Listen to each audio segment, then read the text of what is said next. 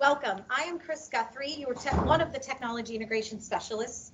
And if you're seeing me through video, then something went wrong with our tech training plan. Mother Nature played its role, and you are now going to watch me virtually, and then you'll have your hands-on training on Tuesday or Wednesday. The schools will communicate that.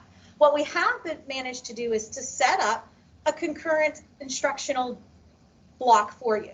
We have people joining me face-to-face, and we have people joining virtually. So at this time, I'm going to ask for my virtual people to do a couple things to maximize their at-home experience. First thing is, you may want to turn your volume up or put headphones on. It's highly encouraged, even if they are joining from home, that they put headphones on to drown out any distractions at home. The second thing you want to do is you want to make sure you're able to focus on me and what's going on my screen. I use the spotlight tool, so I should be the main part of your screen, but there's two other things that you can be using.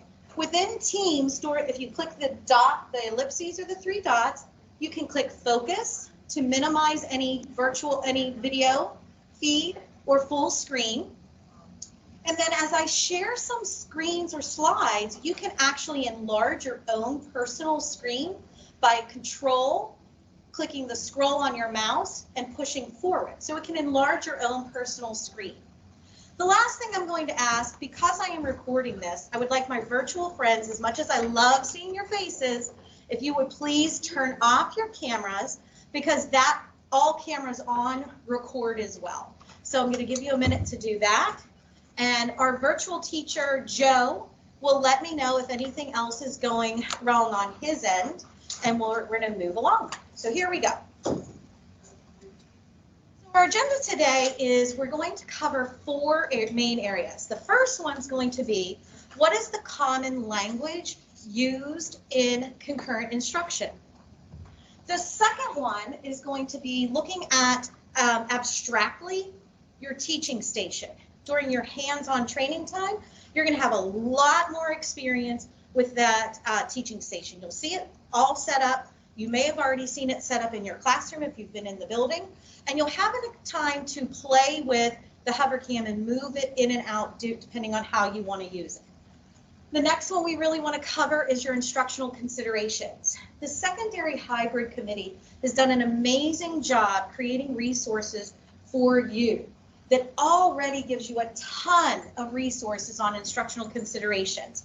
They are housed in your Schoology groups. So if you haven't already experienced that through your supervisor, I encourage you to go ahead and explore them. But we're going to talk a little bit about them as well as it relates to your teaching station. And then the last one we're going to do is we're going to take a look at point of instruction. When we're planning for our teaching in our instructional blocks, we have a new consideration because we have groups joining us virtually and groups joining us face-to-face. We're going to now have to consider point of instruction. You know, you're going to have a lot of questions as we go along, so I'm asking you to please jot down your questions and bring them to the hands-on training. The hands-on time, we have a full hour to work with the equipment, but it also allows us some dialogue where we can talk about some of the questions you may have, some of the things that you're not sure of. So just jot those down and bring them to your hands-on training. Let's start with common language. The first common language is going to be just the term instructional block. And the instructional block is interchangeable with your time period. So if you're a middle school teacher, your instructional block is 90 minutes. If you are a high school teacher, your instructional block is 75 minutes. And we want you to think about that because as you plan, you want to make sure you're planning with that length of time in mind. The big one, concurrent teaching. What is concurrent teaching? Well, concurrent teaching is simultaneously teaching those that are sitting in the room with you and those joining virtually.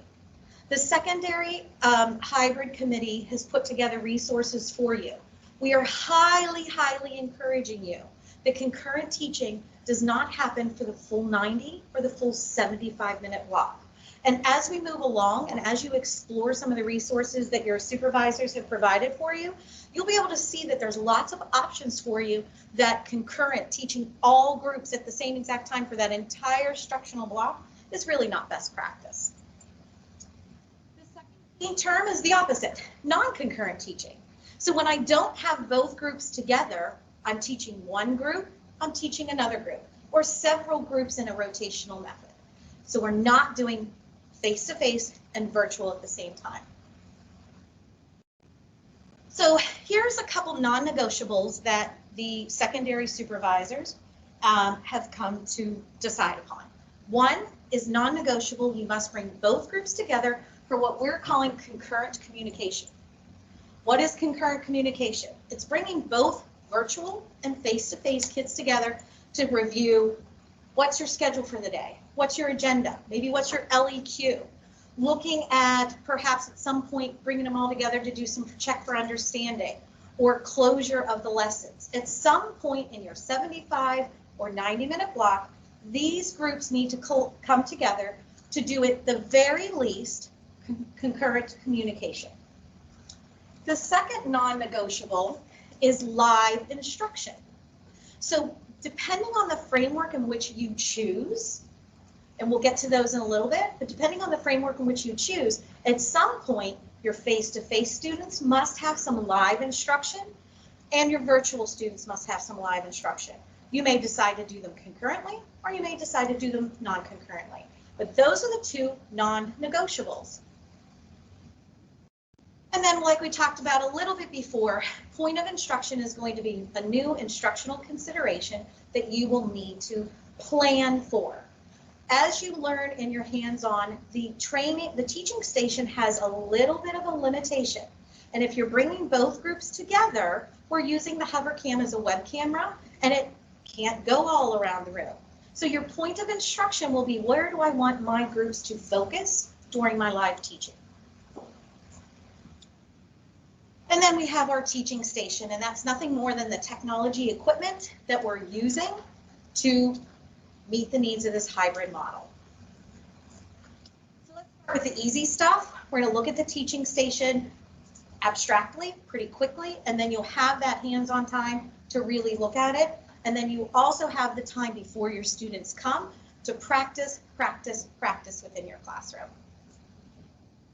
So here are the components of your teaching station. You'll have a docking station, an extra monitor, your own personal teacher laptop, the hover cam document camera, you'll have speakers, and then you may or may not have gotten a cart, depending on what you expressed perhaps to your supervisor.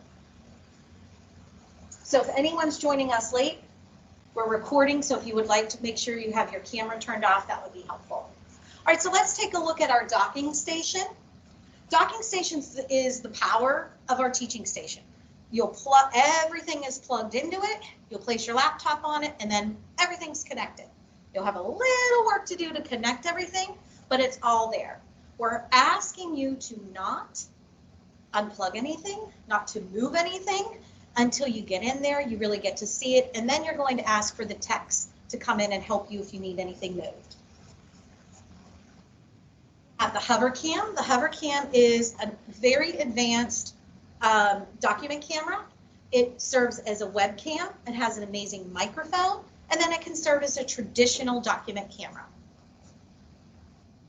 We have our extra monitor so that you can extend your displays. I can have my meetings on one and what I'm using for a teaching resource as another. And then while this is not equipment, it's something we want you to start to think about as well. You've been using Teams since March, but we really want you to remember there are two really key parts to Teams. The meeting space you guys know already. That's where you're going to see the kids, you'll see their chat, all of that. But the team space is one we're asking you to really start to explore as well. The team space will allow the virtual students and the face-to-face students to come together and interact in a way where you can put polls, conversations, praise. There's lots more to this that will make both groups come together. If you'd like to learn more or explore more, we're asking you to reach out to your technology integration specialist. But these are two parts working collectively that will really make your hybrid concurrent work better. The Spotlight Me is a tool within Teams that allows that when I'm doing my live instruction to both groups, I've centered the focus on me, and my students can't uncenter the focus on me. I'm the boss, I'm the star, and that's going to stay that way until I unspotlight myself. So we've gone over those, the tools and the technology equipment. Now let's talk a little bit about point of instruction. Point of instruction is going to be that where do I want both groups to look when I have both groups together? So am I using my smartboard? Is it going to be me? Am I going to use an anchor chart? Am I going to use my document camera? Am I going to zoom out and use the classroom? Am I going to use my hover cam to model an experiment? Traditionally, it's not something we usually think we have to plan for, because we just are like, okay, I'm going to put it up on the smartboard. Now you do. Now you need to think about it, and you need to plan for what will be that point of instruction, because once you determine that point of instruction, there are some considerations that you need to explore. One of them is, okay, what will be my point of instruction? And then if I'm going to have the point of instruction using my smartboard, and I also want in my instructional block to be my hover cam, how do I make that transition in a timely manner? If I'm going to go from a chart to my smartboard, how do I make that transition in a timely manner? So that's something you want to be able to look at. The other thing you want to be able to look at is obstruction of view. If you have your docking station and your monitor and everything is all set up and you have it ready to go, are the students being blocked by some of your station equipment? Get in there. We know we have to adhere to the 6 feet apart. We know the custodians have done an amazing job getting things set up, but now you have to consider that as well. When you're looking in the room, sit down at all the views. Will anything be blocked? Can everyone see the smartboard? Can everyone see a chart? How will everyone see an experiment? You really want to think about those obstructions. Movement. When you look at your teaching station, there is going to be a parameter. That doesn't mean you have to be a soldier the whole time. It's just when you're doing concurrent teaching, one of your considerations is, I have this much space. When I'm teaching both groups simultaneously, I have this much space. You want to consider that. And then the other one that you want to consider is noise and feedback in the room. Will there ever be a reason why your face-to-face students need to join a meeting with your students virtually? Maybe you want them to do breakout rooms. Maybe you want them to work on something, collaboratively. If that is a decision you make, you need to plan for that. So one of the things you need to do, the face-to-face students have to have headphones. That's the top preference. But if they don't, they've got to turn the mic off and they've got to turn their speakers off so that you're not getting that feedback when you're doing it. It's going to be kind of hard to do breakout rooms without that. So it's really important that maybe you think about headphones. And again, even the students at home that are virtual, we're highly, highly encouraging them to put on headphones to drown out the distractions at home. The dog barking, the vacuuming, all of those kind of things. And then this is a new one you're going to have to consider too. When you're hosting virtual small group, now your focus and your main tool is going to be your laptop. So you're going to use your laptop speakers, your laptop cameras during that time. So one more thing to plan along the way. So as you do this, you're going to consider, can my students see everything? How far can I move about? Will I need to worry about noise distractions? And now we're going to focus in on that instructional block. You know you have 90 minutes and you have 75 minutes. I'm sure you've already looked at ways that you currently block that time up. When you are now back into hybrid, continue that blocking. Think about what it is I want to teach. What do my students need? And how best will that be delivered? Will that best be delivered with concurrent instruction? Or will that best be delivered another way? Your secondary hybrid committee has put together 5 recommended lesson frameworks that will allow you to have some samples and some information and some agenda schedules that'll help you with this. So think about the first thing. The gradual release is something you're already kind of used to. That's I do, we do, you all do, and now independent. So as you think about your student needs, will you use the gradual release? And during the gradual release, what part of that will be concurrent? The I do and the we do? The station teaching model. Bring them in for that concurrent communication. Talk about what you're going to be doing for today. Talk about the agenda. Give them the time frames. And in those teaching stations, one of those rotations is my live instruction with smaller groups. That way I can work with kids that are virtual versus kids that are face-to-face. The next one is called the flip-flop model. And the flip-flop model is bringing them together, doing that concurrent communication, explaining to them what's going to happen and what the schedule is going to be. And then you're really doing your lesson twice. You start with your virtual. It's recommended to start with your virtual students and go ahead and do your live instruction with them. Now I'm mainly considering the virtual tools I can use. How will I communicate virtually? While I'm doing that, my face-to-face students are working on something independently. Then I'm done. I send my virtual students off and I now do live instruction with my face-to-face students. And I can do things maybe a little differently, but I don't have to split my thinking. Then I can bring them all back together for some closure, for some check-in. The last two, the flipped skilled model and the student conferences, actually can work concurrently within these models. So let's think about the flipped skilled model. I want to teach a skill, but you know what? I know I could go ahead and videotape that skill and push it out for independent, because I don't need to be the stand and deliver. It doesn't have to be delivered by me. They can get that. So during one of the station models, maybe that's what they're watching. They're watching the flipped skill practice. They're doing something with it. Or the flip-flop model, the independent part, they're doing that. And then I come back together and work with students during that time that they're watching the flipped, and I get to work with students. And then same thing with student conferencing.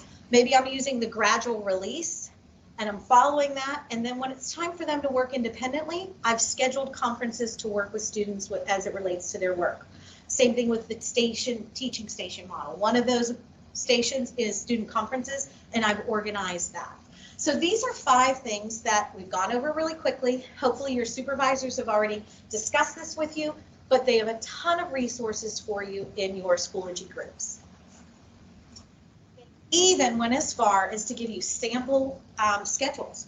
So before you start to try to plan all this out on your own, hey, use these. Go in, look at them, look at the resources that are there. They worked really hard. I'm really impressed by all the tools that they've provided for you. I want to do the flip-flop model. Let me see how they organize that. Oh, I think that'll work for me. I think I can do that. Flip skills. Oh, okay. I see they're going to do direct instruction, and then one group is going to do that with guided work practice with me, and then one group can do it independently. Fantastic. And then same thing with the student conferences during that non-concurrent time. I'm doing a rotation of conferences. Please use the resources that secondary hybrid group has given you all. We want you to think about technology a little differently. We want those tools to be innovative. And now you want to think about what tools do we have system-wide that will allow for both the virtual kids and the face-to-face kids to perhaps interact. One of those tools is Smart Learning Suites. Another one is Flipgrid. And then don't forget about Microsoft Forms.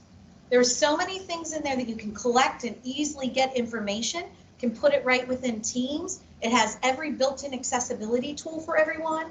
So these are 3 that we recommend because they're system-wide. Everyone has them. And your technology integration specialist can help you if you need more training on those. All right, so now I'm going to move to the part where I'm going to just kind of model for you different points of instruction during concurrent teaching. I have my live friends here and I have my virtual friends at home. First thing can do is you can still use your traditional Teams sharing your screen. So if you are going to share your screen and it will mimic anything once it's connected to your smartboard, kids face-to-face can see it, and now kids at home can see it. You can also use the hover cam as a web camera. That's what I'm currently doing now. I'm using this as a web camera. It's got a great microphone on it. It allows you to be in part view. So when you're doing it, it could be, your point of instruction could be the smartboard. Now, why is that important? Because just like all humans, we need to see people every once in a while. It's having the math problem magically appear on the screen for our virtual friends is not necessarily as effective as it is watching the teacher physically do it on the smartboard. So thinking about why would I ever need to use the webcam? You know what, your kids want to see you. Your kids want to see you. You can do an anchor chart. And so I'm going to shift my focus.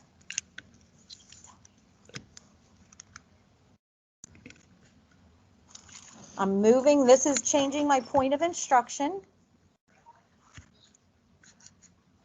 Moving it to a chart. And while I'm moving it to a chart, we're going to explore mood and tone. And I'd like you guys to think of a word that authors often use and tell me whether or not that would be a word that would express tone or a word that would express mood. All right. I'm going to start with friends in the room. Yvonne, do you have a word? Happy. Happy. And would that be a tone or a mood? Oh, let's go to mood. Okay.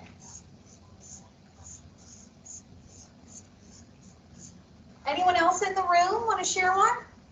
Dark. Dark. And what would that be? Tone. Tone. How about my students at virtual? Anyone virtually want to raise their hand? Can you think of a word that would either be a good tone word or a good mood word? I need one hand. I see a hand. Britta. Somber. And what would that be? That's tone, I think. Or it's mood. Well.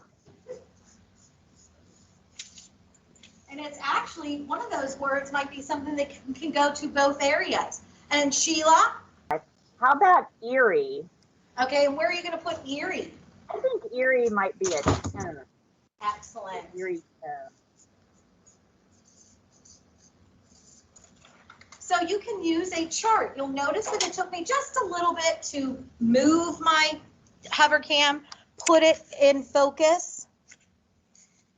Now I'm going to move back to my smartboard, move it back out a little bit.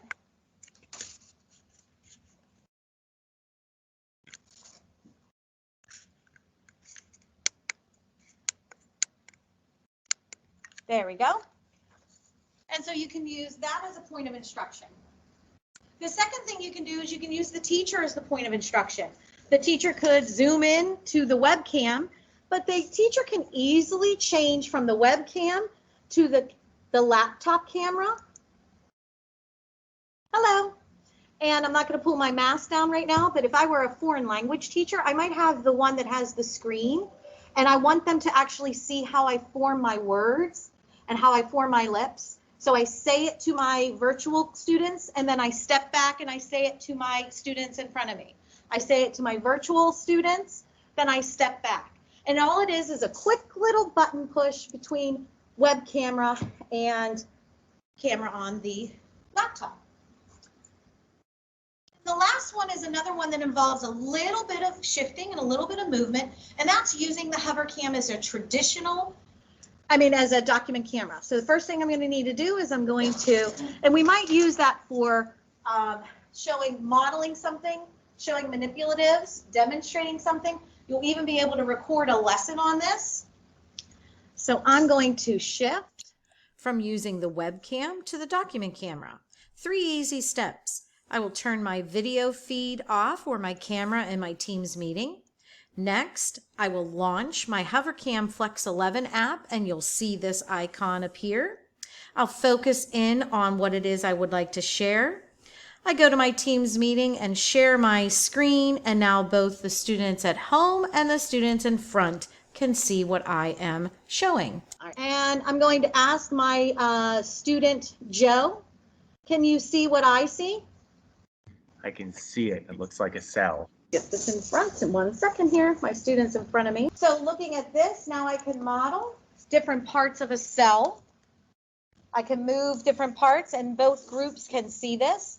Now, as you go through and you're planning in your 70-minute instruction or your 90-minute, if I need to move between point of instruction, how long might it take? What might I plan on doing? And that kind of. So today we've talked about the common language that we will be using in this hybrid model, thinking about concurrent teaching, simultaneously teaching those face-to-face and those at home.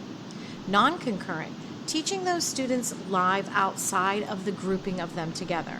Remember that live teaching is a non-negotiable. You must teach the groups either face-to-face, virtually, live instruction daily. You can choose to do it concurrently or non-concurrently. The other things we looked at is abstractly, we looked at the teaching station, and during your hands-on session, you'll get a lot of time to look at it, learn how to use that hover cam, move in and out between the document camera and the web camera. We've asked you to think about instructional considerations. This model is going to be slightly different. The secondary hybrid committee has put together 5 lesson frameworks that work best with this hybrid model. Use those resources. And then finally, the key word now is going to be point of instruction. As you plan your lessons, when you are planning concurrent teaching, utilizing your teaching station, remember that you now need to consider what will be the focus for your students, both face-to-face and those at home. Thank you so much for participating in the concurrent teaching overview today. Please keep your questions for your hands-on training. There'll be some time to have a little open dialogue about some of the questions that you have. In addition to that, your supervisors can help you answer questions, as well as your admin provide some support. Don't forget those amazing resources that your secondary supervisors have put in place for you from the hybrid committee that you can find in Schoology. Have a wonderful day. Thank you.